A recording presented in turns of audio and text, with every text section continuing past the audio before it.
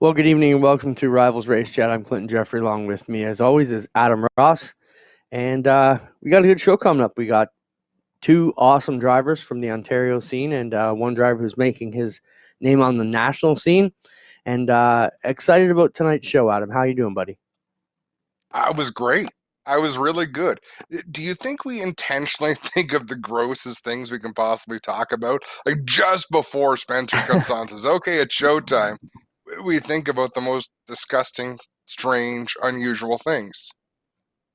Well, and talk about them. And say, okay, was going to be pit crew rules. What do you got? Like, what rules do you have for your pit crew as a team manager, owner / driver?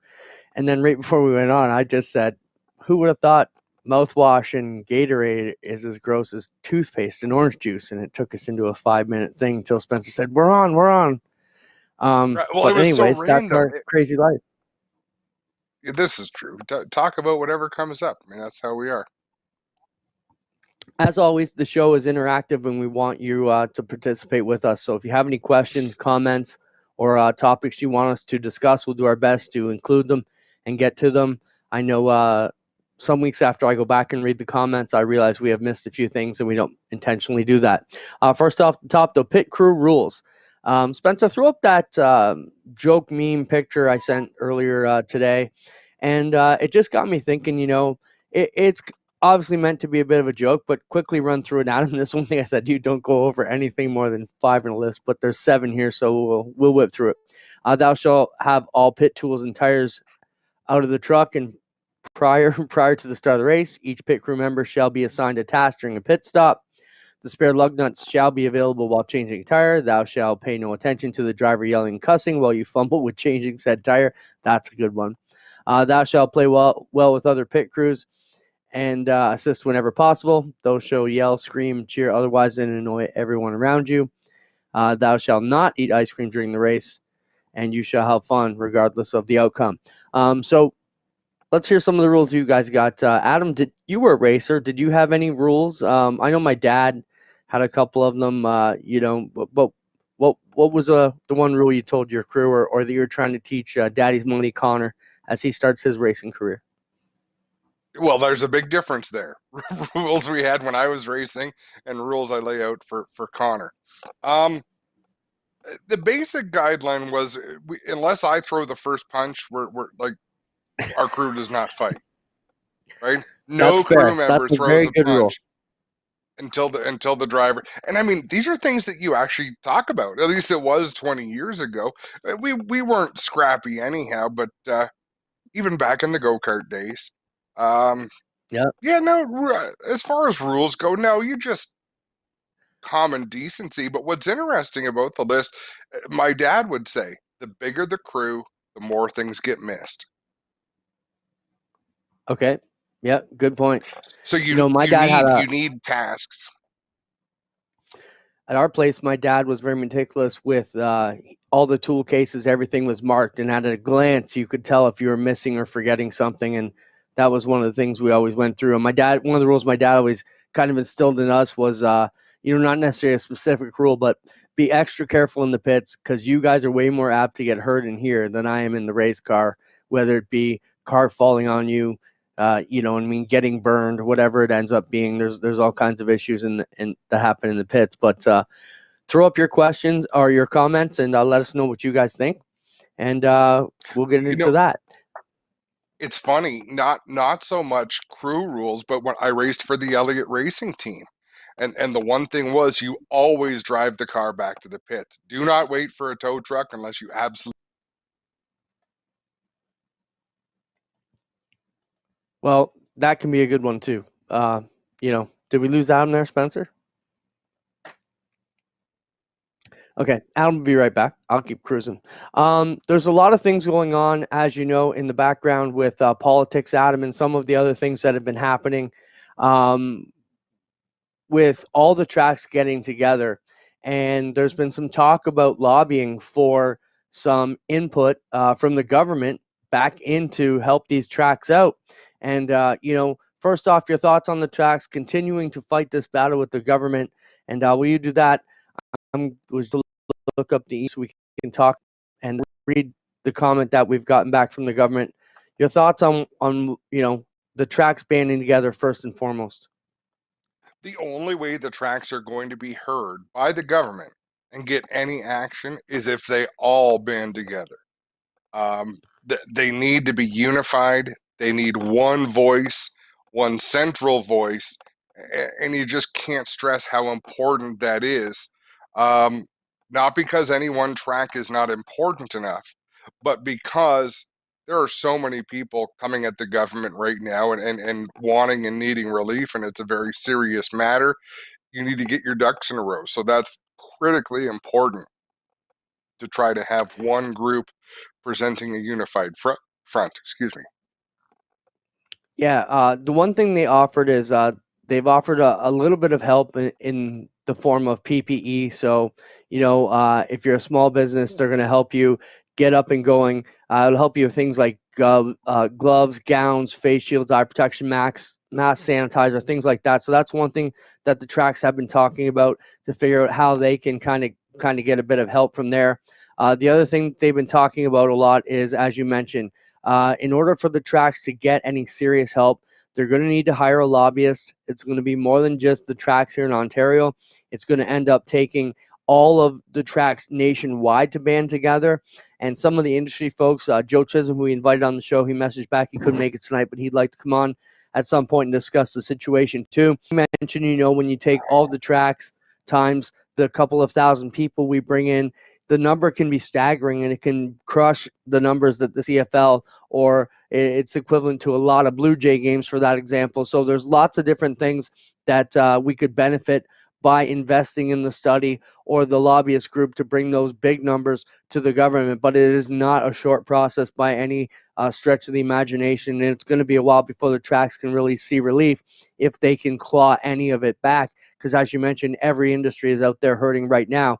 And they're still trying to deal with the ones that are bleeding, meaning the shops that are being closed every day and people who need that funding to feed their families right now, as opposed to help the businesses that are kind of already, you know, behind on the deal, but aren't really bleeding, if you can say that today, because the tracks wouldn't typically be open right now. So I don't know, there's lots of things going on.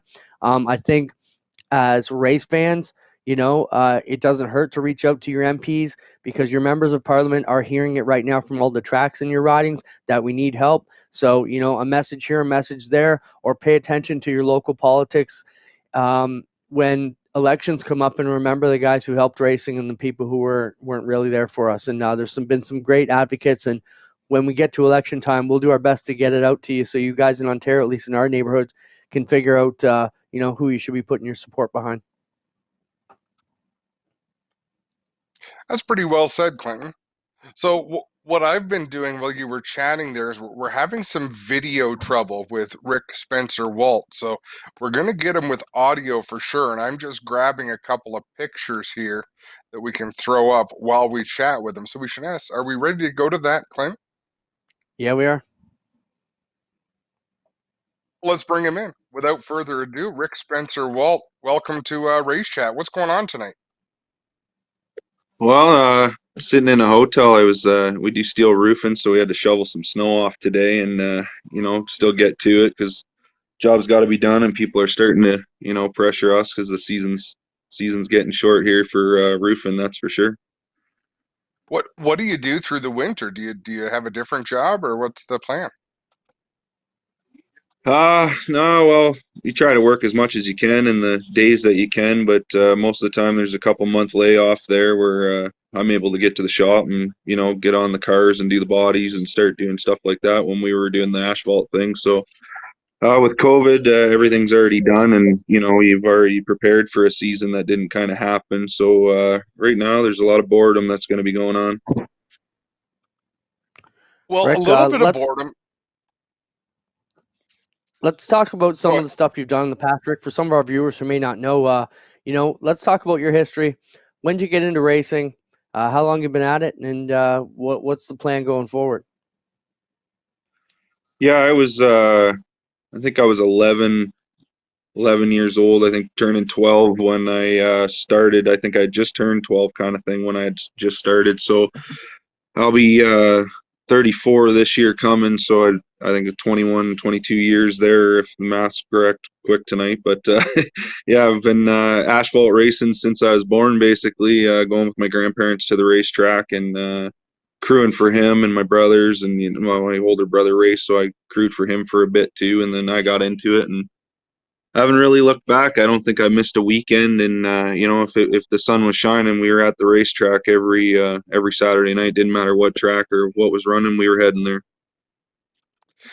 Such a huge change, Rick. You're jumping into dirt racing, which, as far as I knew, you have no background at all in dirt racing, but you guys went and picked up a dirt late model. What was the thought process behind that? You were pretty invested in the asphalt stuff you've been doing.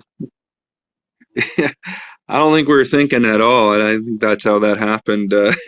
We left the drivers' meeting, and I don't have any negative things to say because anything that racing right now is positive. So I'm not gonna get into that too much. It's just the asphalt thing. I think we've been and done almost everything we can kind of do. I've won APC. I've won Barrie Championship, Peterborough, Sauble, Sunset, the Great Lakes Series, Velocities, Autumn Colors. There's just, for me, I want a new challenge, and the asphalt thing's just starting to wear on me. I've done it for so long. I just wanted to.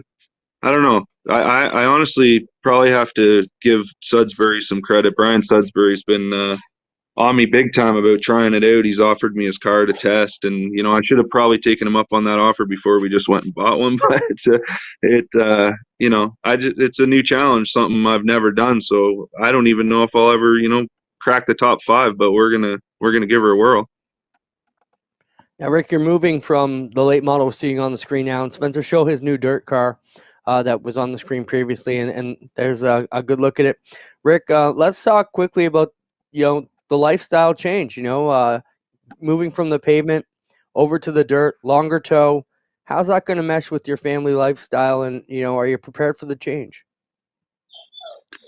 Yeah, I think we're prepared. We're not going to go. I say we're not going to go, and I mean, Eldon does too, but we don't know what'll happen. We might go the first couple nights. It's so fun. We don't miss another night, like asphalt, but I still plan on, cutting back on the racing a little bit. I want to go test a lot with this car and, run. If we're going to run, I want to run up front also. I'm not going to, I don't want to go run for 10th place or, 7th, 8th, 9th. I spent my time doing that. Not saying that I'm going to go there and, run where I want to run right away, but I'm going to sure test. And, we have a lot of good help. We've got a hold of the Ed Carley. I don't know him too well, but we've been talking back and forth with him in New York, and he's going to help us with everything. And he helped and did most of the work on this car before that we purchased. So I don't know. It's a big learning curve for sure. And right, my family's always behind me in anything I do with racing. My wife's amazing in that. She just, if I say we're going to the racetrack, it didn't matter if there was plans, they just get canceled, and she goes with me. So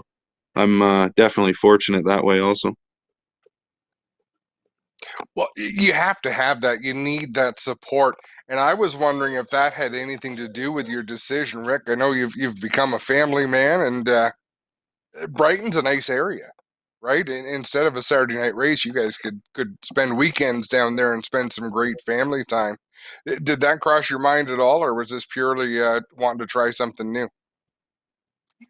No, that's I think that's part of it. My wife, she's been I talk about it now, but she's probably going to be on me again because she's been pretty adamant she wants a camper. So we've been we did, we had Heidi's RV. I'll plug them a little bit as a sponsor, and they've been great with us. They sponsor us an RV every weekend whenever we want to go anywhere. But owning something and borrowing something is different. And when a tire blows off, it's my camper, it's not theirs, kind of thing. It's just hard to take something back to a sponsor that you've wrecked. I don't want to do any of that. Not that it's happened. It's just I don't want it to happen. But I want to, get a campsite over there, maybe find something on the water. We have, we got new Sea-Doos. We ride with the kids almost every weekend now with this COVID instead of, we're not racing. So, yeah, everything, I think everything as a family's coming together for sure. They all want to go and they want to be part of it. And I hear they have some dirt go-karts over there the kids run. So, there's definitely 100% we'll buy one of them or two of them for the kids and let them run them too. That's the first step towards retirement. You realize that, right? When you buy the next generation something to race, you are 1 foot out the door. Well, they say, I'm fortunate. I have Eldon Wallace, the best car owner in the world, because there's no way I could do anything I'm doing without him. So when it comes to the kids, that's up to me, and I spend the money on them, which I work hard and we're able to do that. So, but my racing side of it, it usually doesn't cost me a whole lot. It's the camping and taking care of the crew. I do that, and my safety gear and stuff like that. But the car wise and parts and getting to the track is Eldon and our sponsors that we have. So I've been very fortunate to have all that. I want to ask you about asphalt racing, if you don't mind. Now that you're not actively involved, let's talk about late model racing and super stock racing. And one of the things I enjoy about you, Rick, is you've got so many opinions, and I value that the opinions come from somewhere. You've been around for a long, long time. What's your thoughts? We saw some really good racing this year. I know that you chose not to come out with your race car for your own reasons, but what did you think, particularly the super stocks, the kind of fields that were drawn out this year for the events that they ran? The super stock thing, I don't want to ever see that die, and it's kind of like the super lates right now. It's just kind of idle, and nobody knows what's going to happen. And the unified rules, everyone's fighting over this and that, and it's hard to get unified rules, I think, because I agree with it all. I'm not saying I don't agree with the rule part of it, but weights and stuff like that. When you come, when you go to Flamborough and you're running a built motor against a crate motor, and the crate motor's stopping in the center so hard on a flat track, maybe the weight that they unified for Sunset, Flamborough, Peterborough, that they don't all work at every track. You go to Peterborough, it's a different animal. Your momentum there. You go to Sunset, it's the same thing. Your momentum there, but you're also stopping in one end of the track. So I just don't know the unified rules for parts. Great, but for weights and stuff like that, I don't know. Rick, you bring up weights. Is that the biggest problem? And if so, how do you propose they do it? We were kind of instrumental in getting all the dirt tracks to agree on rules, and some of the problems we had, unfortunately for us on the dirt, the weights were all the same. The bodies have been the biggest issue. Is that the one thing that's going to take to pull it all together? Who's got to give and who's got to take to make this work for the super stocks? Because, they're on the cusp of really, blowing up. Yeah, I think you need to test. I think each track needs to run a crate motor. Like, you take your top 5 guys and whoever's able to test, and whether the track has to provide a set of tires for each car or whatever they have to do. I mean, the tracks put their necks out for us a lot, but we spend a lot of money, whether it's me or my car owner or whatever it is. We're putting on the show too, and we're spending, I don't know, you add all us together, we're spending a lot more than some of the tracks are, because we're paying to get in, we're paying to put the show on.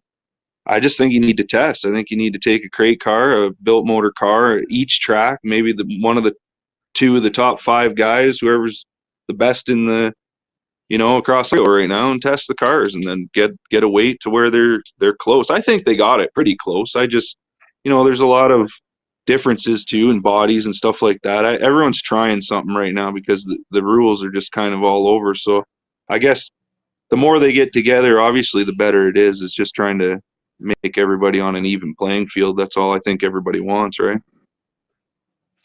It's a tough balance. It's a tough balance.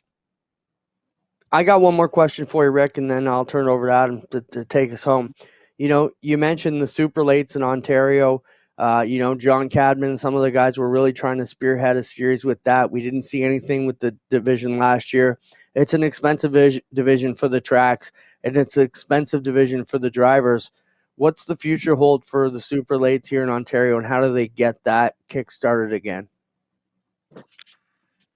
I was talking about it the other day. I mean, I have a answer for it in my own opinion. Really, is you need probably at least 12 to 15 guys, and the cars are around. They're sitting in barns, they're sitting in garages, whatever, wherever they are. They're still around. But if they don't do something quick, they're all going to be modifieds for sure. I mean, I have one. I would have loved to pursue that, and we would have probably purchased the one off Mike McCall if the series was going, and we would have had two of them because that's the best racing you can do. I think on asphalt, it's the coolest thing in the world. But my idea was, you get those 12 to 15 guys to commit. They got to pay, whether it's $1,100-$1,200, so you got to get them to give you that money. One guy's organizing it, obviously, and you don't get that money back, but it also pays for your tires and your entrance fee. So when you show up, your tires are paid and your entrance fee is paid. And then, you guarantee these guys are going to show because for $1,100-$1,200, you're going to show up, right? So other than that, I don't really know how you get to commit to show a track that, you show on paper you got 12 guys that have paid $1,000 that they're going to come. Then the tracks are going to be like, all right, we got a show, we'll put up some money. But other than that, there's no way to show. Everyone says they're going to go, everyone says they're going to show up, but I don't really see a way of getting them to show up unless you sort of force it. If you don't get the 12 to 15 cars, you give the guys the money back. You get the 12 to 15 cars and they don't show to that race, then they don't get their money back. Yep. It's an interesting idea, Rick, for sure.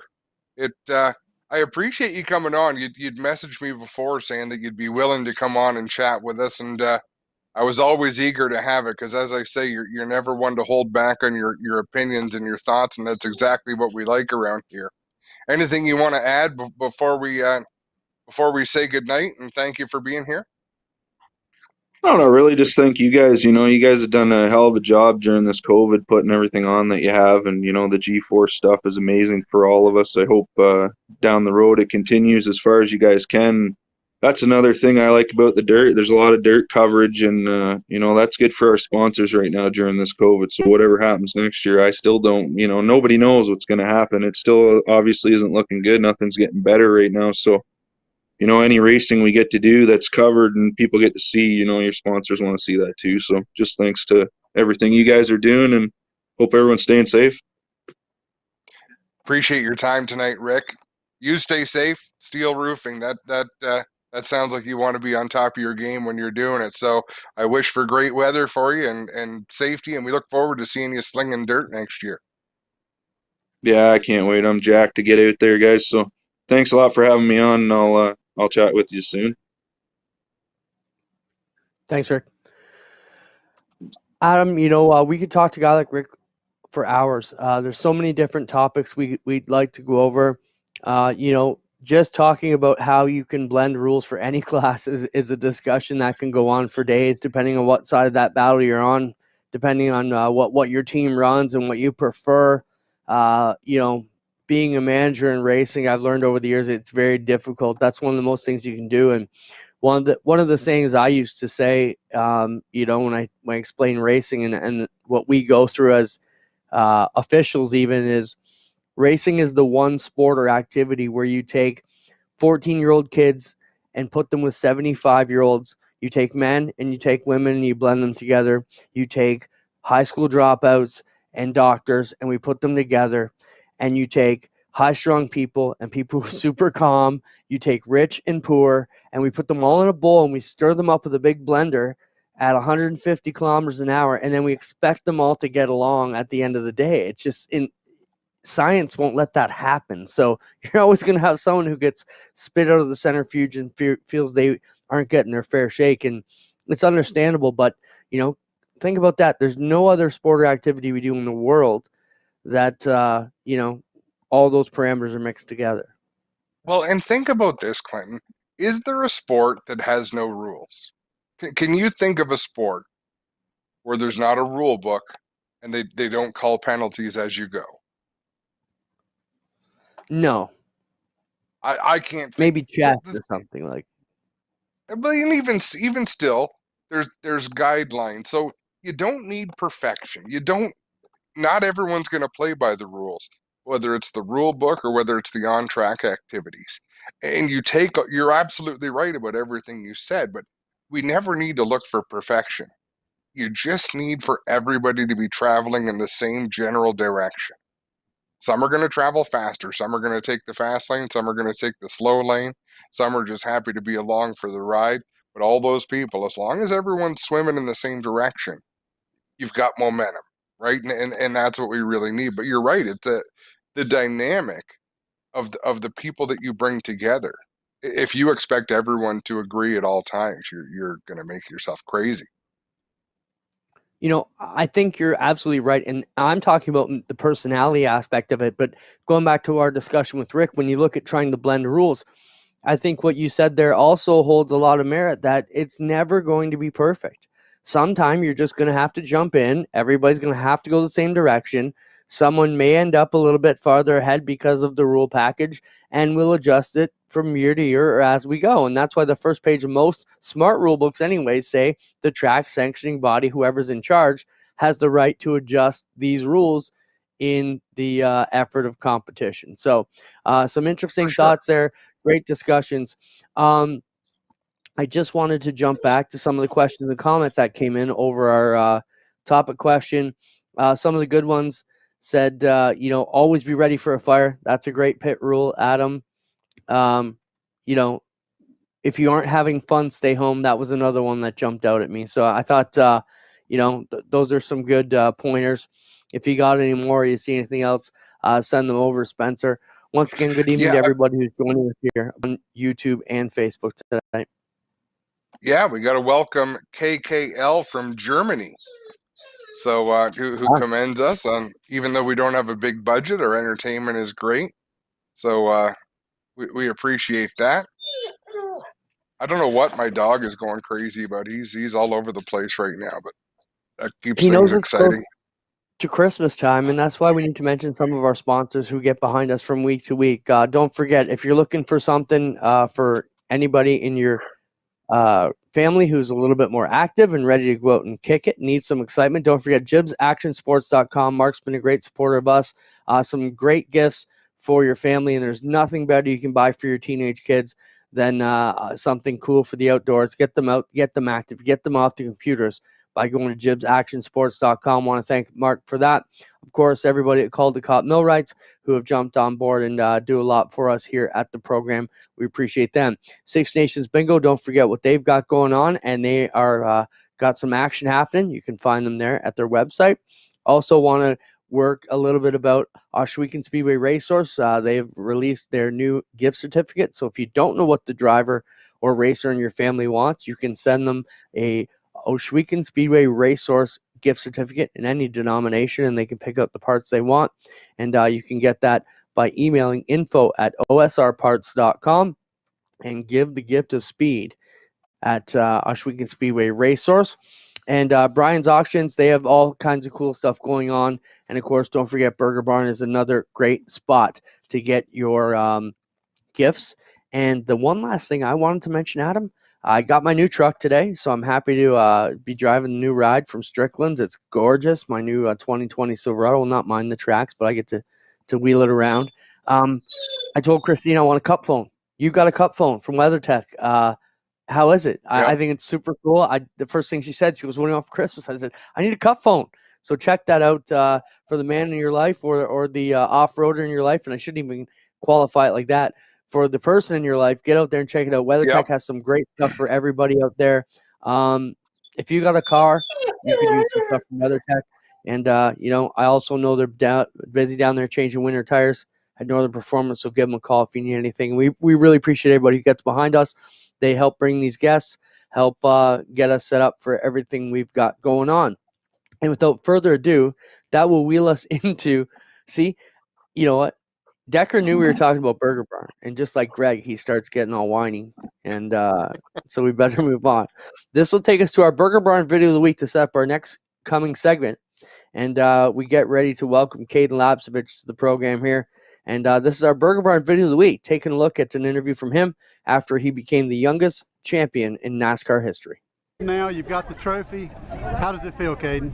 It's surreal. It's at the start of the season, it was something that I never thought could happen, but through hard work, dedication, we were able to pull another strong season together. How special is it to win this championship with your dad as your crew chief, your mom as your car owner, and a total family effort? It's definitely something that I can really be proud of. Me and my father really click, and my mom's always supported me throughout my years of racing. So, it's always been a family effort. We do everything as a family, and I don't plan on stopping that. Has it sunk in yet that you're going to be in Charlotte in December as the NASCAR Pinty Series national champion? No, I think this is all going to take a few days to settle in. It's just like I said, it was something that I never thought that could happen. I've been calling it the dream season that wasn't supposed to happen. So, we pushed through, and the reward's really awesome. Welcome, Kaden, to the show. So let's welcome. Yeah, Kaden, how's it going? Kaden, how do you enjoy watching old interviews of yourself? Do you enjoy seeing yourself on the screen or not so much?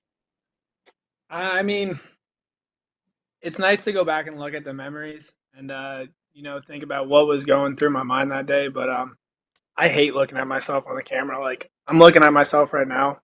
I can't stand it. Just so you know, that's natural, my friend. Yeah, we all feel that way. Kaden, let's talk about a few things. I mean, a lot has changed since that interview. You've gone away to school. You're living in the States. You're working for, one of the most premier, biggest guys in racing right now. And we'll let Adam help us lead into stuff. You've been away from home for a while. How's that holding up? I mean, it sucks kind of because, I'm away from the family and a lot of my friends that I had back home. But, it's been a lot of fun. When COVID started in March, I was just nearing the end of school.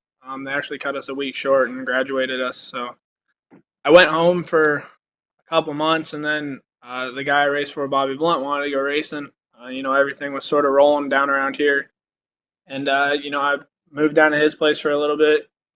Ran a couple races. And then Cody Glick from Rowdy Manufacturing texted me one day, and it all started as kind of a joke, really. We were standing outside, and he goes, "Yeah, I got a job for you," and I didn't think much of it.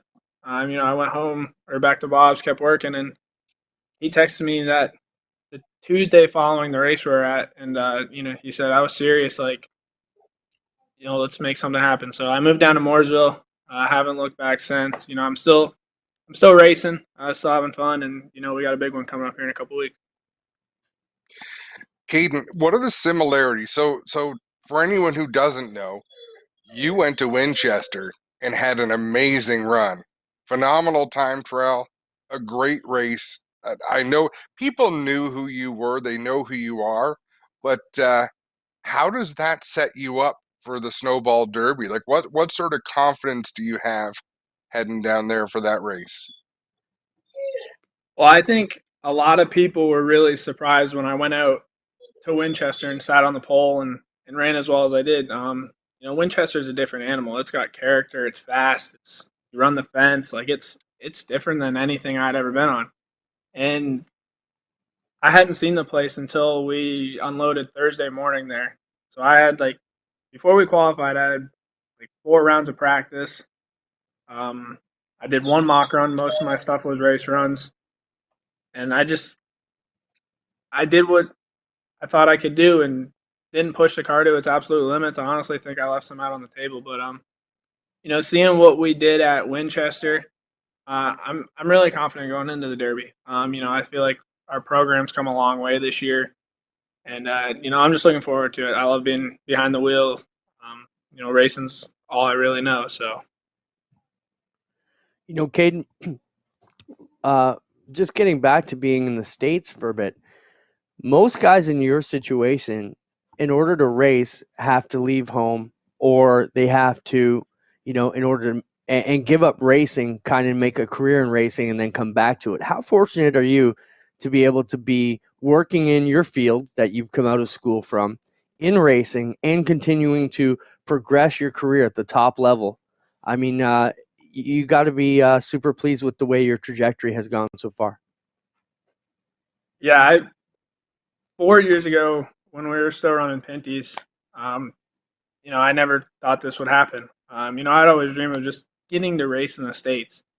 And, when I went to school, I made some connections.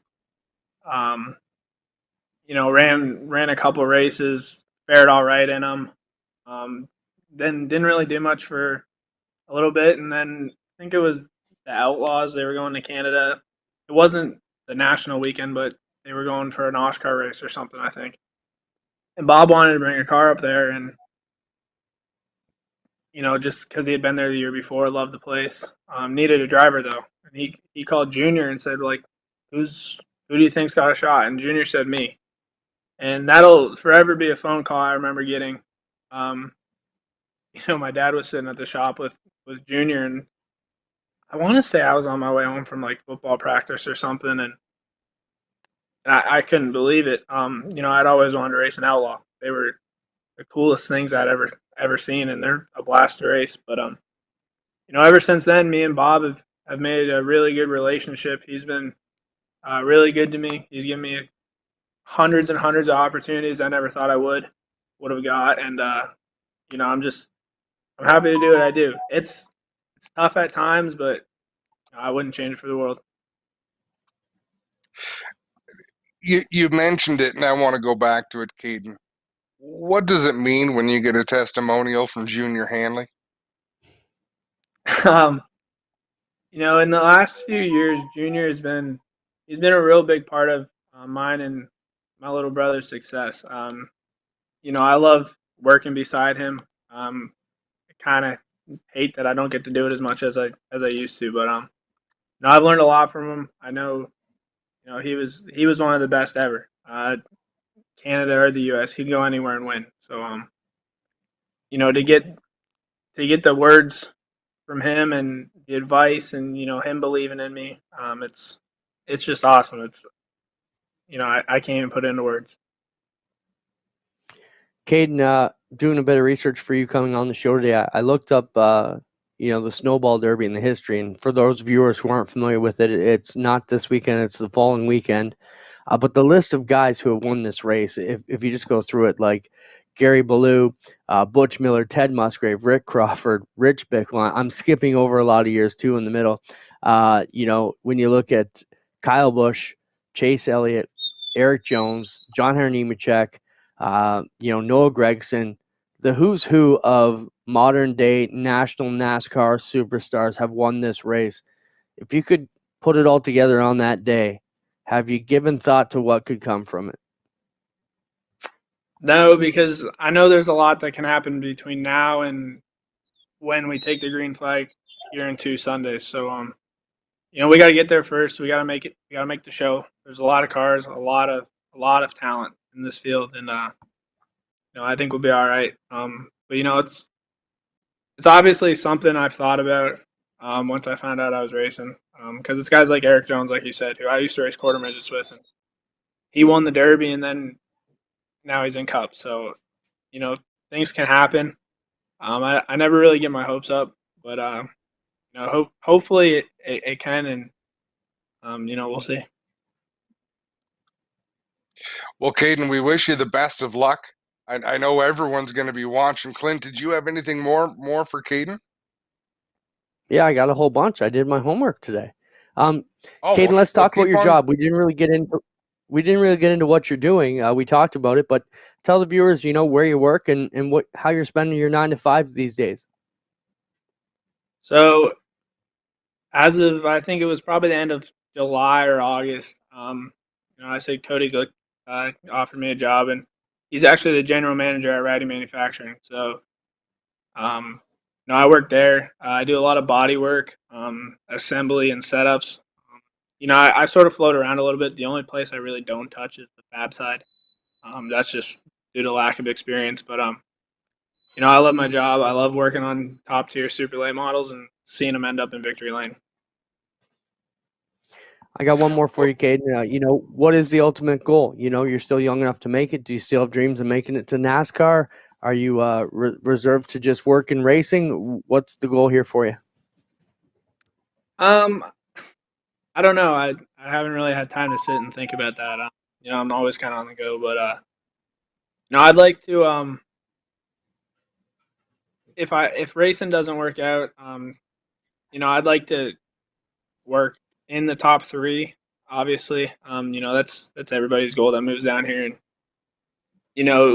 the big joke when I came down here was, wow, you moved down here and you had a job on your first day.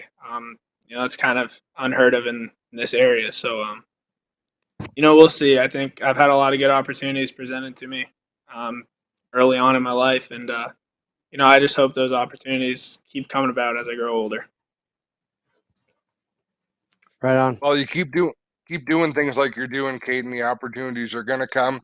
We're going to have our eyes on you. What goes on down at the Snowball Derby, and best of luck down there, man.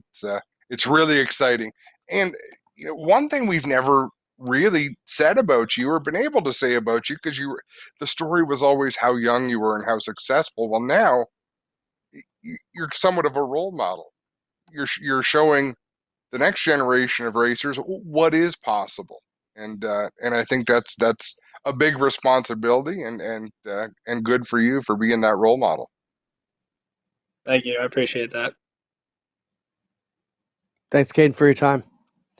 Thank you. Kaden Lapcevich, ladies and gentlemen, he will be next up in the Snowball Derby down at Five Flag Speedway, Pensacola, Florida. That is not this Sunday, but the following Sunday.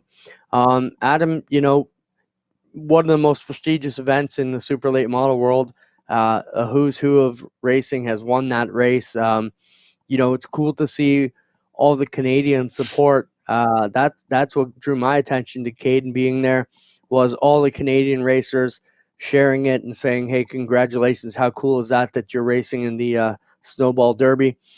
We've touched some folks in touch with that, being Ricky Brooks. He carries a fairly heavy stick in the tech side and is the basically running the program down there. He comes with legendary reputation. We dealt with him in the Short Track Nationals Fair guy. But if anything stuck in my head before, I really knew what was going on with the Snowball Derby a few years ago, it was the amount of disqualifications. Somebody always gets disqualified in the top 3 there, it seems like every year. And that's people pushing the limits, people seeking gray areas, people making mistakes. Ricky catches all of that. That's sort of what he does out there. Yeah, it's been good to get close to some of these guys and see what they're all about. We got all kinds of cool stuff still coming. Let's jump around. Let's talk about iRacing for a little bit. Where are you going to be racing at the end of the program here tonight with the Rivalz Blacktop Series? I'm kind of out of touch. I didn't even don't know where you guys are tonight. We're at Dover this week. It's a tough one. Yeah. A lot of people, Clinton, don't enjoy our iRacing conversations. Right? That they just kind of tune out. They haven't embraced it just yet. Look at but Decker, if people could hear the conversations you and I have over the phone, I think they would be riveted. Really? Us fighting about iRacing? Every time Clint and I talk about iRacing, it's, well, I'm not going to see it your way and you're not going to see it my way. And then we spend the next 10 minutes each trying to convince each other that our way is the right way. And at the end of the conversation, we still say, nope, I don't agree with you. You don't agree with me. Nope, this isn't the way it should be. But you got the ultimate say-so a year ago. Because I fought for a Paley and it was the biggest pain in my ass I've ever done. And I said, okay, I admit I was wrong. No more damn pay leagues. This is bullshit. So I admit I was wrong in some respects, but but that's the beauty. Like I said, we're both. So it goes back to the same point. We're both headed in the same direction, right? So a little bit of what you have to offer is right. A little bit of what I have to offer is right. The trouble is you and I are fundamentally opposed on how things should be set up.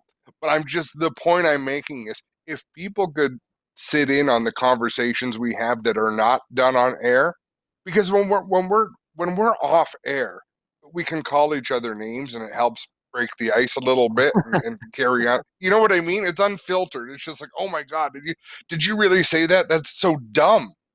And yeah, we're like two opposing promoters with both ideas at different ends of the spectrum on how to get there. And that's the beauty of iRacing is we're trying to figure out how to make it entertaining to watch for our viewers. And my thoughts on how to make it entertaining and what would suck me in are different than you. We fight over who should be allowed to race, who shouldn't be. But the message I want to get out to our viewers is if you have not caught our Rivalz Blacktop, I think we're going into week 7 maybe this week. It has been amazing. The racing has been awesome. If you're not doing anything and you got some time to kill and you're looking for your racing fix, the Rivalz Blacktop series has been great. It airs right after this program around 9:15. About 15, 20 minutes after we get off the air. Steve Ovens has the call. They're going split screen. They're doing replays. It is amazing, the action we get to see on the Rivalz Blacktop series. So why I know it's going to work and why I believe that our viewers will like it, because I like it, and I'm crusty, and I don't want to watch nothing anymore unless it's super entertaining. You can't get me to watch half the racing out there. And just because I've seen it all, I'm tired half the time, but I do watch it. I come back. I don't watch it live. I'll give you that. I watch it about midnight. I come back and I end up watching the whole show. I love it. I've got a question for our viewers. Please answer me this, because I know a lot of people watch the different networks that are available out there. I happened to tune in last week to drone racing, and I thought it was so ridiculous that I messaged you, and you told me you enjoy watching that shit. And it wasn't even drone racing, it's drone sim racing. It's like, why would you have to simulate drone racing when you could just race drones?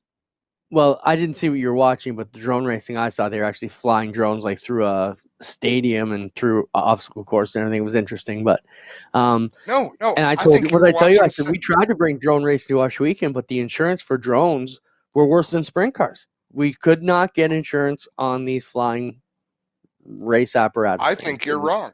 I think you were actually watching simulated drone race, because I was watching thinking, this isn't real. It looked like I was watching a remake of the movie Tron. That's what I was going to say. You know, we'll rename ourselves Tron and something, and we can have a virtual racing show every week. It's going to come to that, buddy, eventually, someday. That's not why we brought in. We wanted to talk quickly about Rivalz Blacktop Series presented by Caldecott Millwrights. That's coming up at 9:15 right after the show. Make sure you check that one out.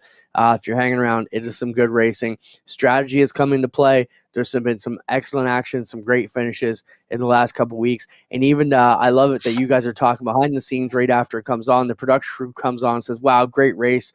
And that's how you know it's good, because the guys who normally can't wait to get away from the racing at the end of the shift are still talking about how great it was. So check that out.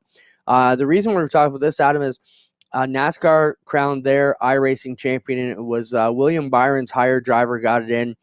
I just want to quickly talk about how iRacing is starting to come into that world where NASCAR is starting to pull drivers in, and it's becoming more professional with real payouts, and it is becoming a professional esport. Yeah. And so there again, so every time we get the opportunity, I say, Clinton, this is how it's got to be. You can't have William Byron iRacing, because if you try to put him against Jimmy Johnson, he's going to run laps around him, because William Byron is an iRacer and Jimmy Johnson isn't. So if William Byron has an iRacing team and Jimmy Johnson has an iRacing team, they can compete against each other, and you still have that name recognition, but you get their drivers, who are the current best in the world, to square off against each other. And a lot of these big names have bought into this and supported the project. And really, the proof would be in the pudding. We should reach out to one or two of these drivers who for years raced independently and made some good money, and see how are things now that you're affiliated with NASCAR teams, whether it's Wood Brothers or whatever the case. Yeah, we've seen a lot of the big name NASCAR guys are into iRacing, but as you mentioned, some of them not. So this is how they're kind of equaling the gap with the name brand recognition. I have a bit different thought on that, but that's for another fight. But it was cool to see them recognize a national champion, solid payout, and their broadcasts were fairly well watched as they were produced, and they went along with that too. That was a great series. I watched some of their racing.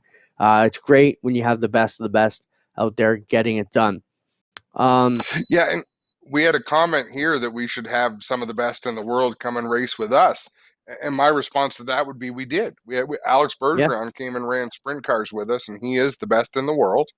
Alex LeBay races semi-weekly with the Rivalz Blacktop Series, and I'd put him up there. He's one of the better guys out there. And I don't think he's won with us yet this year. No, and there's guys who are beating him in the Blacktop League, right? So yep, that's what I mean. Who's number one out there? Who should the drivers watch who should the viewers watch if they're watching? What do you say? Is that what, John? I keep coming back to Tom Senchak and Schweikart. Yeah, John Schweikart is great. What I like about John is he's a no bullshit guy.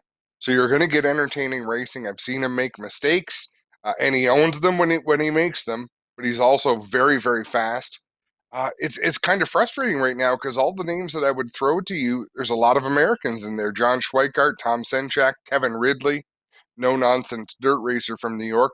But the Canadians we've got are pretty darn good too. You got guys like William LaRue, Alex LeBay, Claude Furland. And there's a youngster from Quebec who I really like, Felix Gratton. And when I met him, he was 12 years old, tiny. Just the smallest kid. His English wasn't very good, and he's really honed his skills. He's a lot of fun to watch. He's been racing with us most weeks, but not every week. It's better when you know the stories behind the drivers, Clinton. Yeah. Right now they know them from racing with them. Weeks ago, and he got burned on strategy, and that was an exciting finish. So go back and check them out. They're all available on GeForce, but iRacing, you're going to see more stuff together and keep things going. Let's move into another national story, which is big and close to our friendship circle a little bit. The Pinty's dirt race for trucks at Bristol is going to be amazing this year. Congratulations to Tony Spiteri and all of everybody at Ole Mel and Pinty's for putting this together. Tony's been a big partner down at Bristol Motor Speedway for the last 5 or so years as they merged the Pinty's brand out across the southern states through their partnership at Food City and Bristol Motor Speedway. And Adam, I got to say, when I went to Bristol last year, I expected to see some Pinty's stuff, but they had full on Pinty's booths. Pinty's has a big presence at Bristol, and I know Tony was a big push for us to have our Osh Weekend dirt race, and he was a big push to get dirt back on on Bristol, and for that, it's going to be an amazing deal. He keeps talking about how Osh Weekend Speedway is now a sister track to Bristol through our Pinty's Dirt Track Association, and that's something we're very proud of, and you're going to see us work on the marketing side of that as these events get closer. But what does that mean for us? That means we're probably going to be able to run some contests and figure out how we can get some of these awesome viewers down to Bristol for the dirt race. We talked last week how Eldora has moved off the schedule, and now, Adam, for our sprint car guys, to be going back to Bristol. If you didn't see the Outlaws there back in the day, it was amazing about 20 years ago. And then also to be going to Knoxville, home of the Knoxville Nationals, the sprint car capital of the world, to take the trucks there. Sadly, our schedule is going to keep us away from there. But, man, I would kill to be going to Knoxville and Bristol this year. Yeah, those would be great shows. Do you think Tony Stewart starting up his own racing series with a TV contract had anything to do with Eldora missing that race, or do you think Eldora decided it had run its course? What are your thoughts there? Could be a little bit of both. I mean, it's probably what you suggested. I don't know the inside particulars, but if I had to bet on it, yeah, I'm sure NASCAR wasn't pleased that Tony went out and started his own series. And, like you mentioned, with a new format made for TV and going to kind of really shake things up and take all the things the fans have been clamoring for and throw them at the screen. So, it probably didn't help. Was it time for a change? Possibly. They'd been going there for a while. I am excited about the changes and what it's going to bring. As being a dirt promoter, anybody who doesn't think that this is major for us, even because it's NASCAR, is crazy. The amount of people who are going to realize, wow, dirt racing is amazing, and now realize, hey, there's one in my backyard too. To see everybody on the dirt side kind of, not being happy and proud of this kind of shocks me, because you got to give your head a shake, because this is going to bring more visibility to our sport. Now, you've been in the boardrooms with me as we try and make corporate deals in the off seasons. The one thing I like to say more than anything is the only thing our sport needs more than money is exposure, and this is going to give us a shit ton of it. Yep. And it's, as I get older, I'm learning more and more. Clinton, you and I had a bit of a conversation about this, is I've stopped expecting people to see it the way I see it. I've stopped wanting people to see things the way, because I've started to realize I see things in a very different light, and I think you do as well. Even though you and I don't look at things exactly the same way,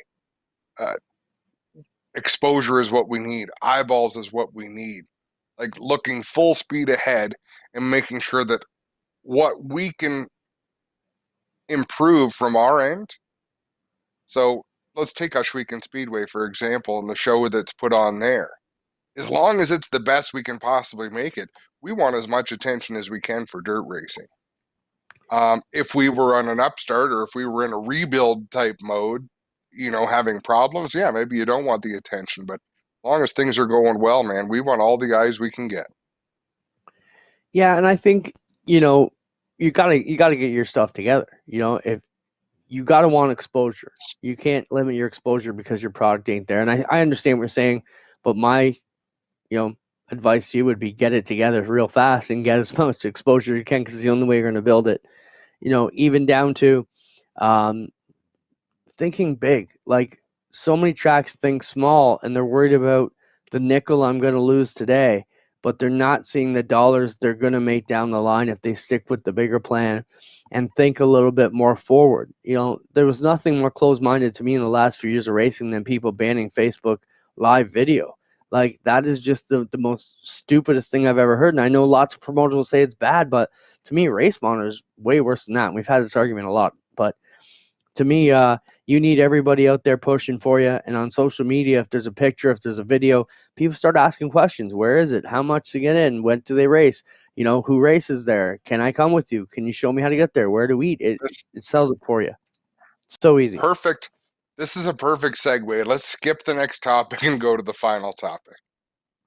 Because sure. How cool is Weber Valley that now legitimate events and legitimate networks are tagging Weber Valley and putting out announcements? For example, the Chili Bowl will not be held this year at Weber Valley Speedway. Yeah, so Mav TV, as you mentioned, had to put out a release this week to quell the rumors that the Chili Bowl was going to move to Weber Valley because of restrictions to the crowd. Now, these guys, whoever behind Weber Valley is, must be having a heyday with it. They started this, what we believe is fictitious speedway, with their social media account, and it's been great. And everybody's jumped on it from all ranks of racing. I thought it was great a couple weeks ago. I saw guys sharing their pictures of their cars on the hauler saying off to Weber Valley Speedway tonight. I thought that was amazing. And, Gage Martinez, watch out, I'm coming for you with our, it's just, and everybody's jumping in and kind of keeping this, this snowball charade going. And I think it's been super entertaining. So if you're not checking it out, it's WEABER Speedway, Weber Valley Speedway on Facebook. And it's good for a few hours of entertainment. I think they're saying all the things a lot of promoters want to say sometimes. And just they have a great sense of humor. So make sure you check that out if you're out and about. Adam, we better wrap things up. You got to get ready to head over to Dover for the virtual race coming up here shortly on Rivalz Blacktop Series presented by Caldecott Millwrights. Want to thank Pinty's and all our great other supporters that we mentioned earlier who help us put this show on from week to week. Want to thank Spencer for everything he does and you fantastic viewers for joining with us and giving us an hour of your weeknights. We appreciate being here with you. Anything else you want to add, Adam? Let's food for thought. Let's talk about John Hunter Nemechek next week. I want to talk about him going to the Truck Series to drive the 4 for Kyle Busch Motorsports. I want to talk about how a driver jumps into the Cup Series and then jumps out of the Cup Series just as quickly. I think there's a lot to unwrap there, Clinton, and I think we should throw that on the agenda for next week because there really is there's a lot to dig into. Well, speaking of iRacers, Rafael Lessard is affected by that deal. We've iRaced with them. Maybe we'll try and get Rafael on the program next week to explain what this shift means for him. So once again, thanks for everybody for being with us. Thank you, Spencer, for all you do. This has been Rivalz Race Chat. We'll see you again soon. Good luck, Adam, tonight at Dover. Sounds good, guys. See you next Tuesday.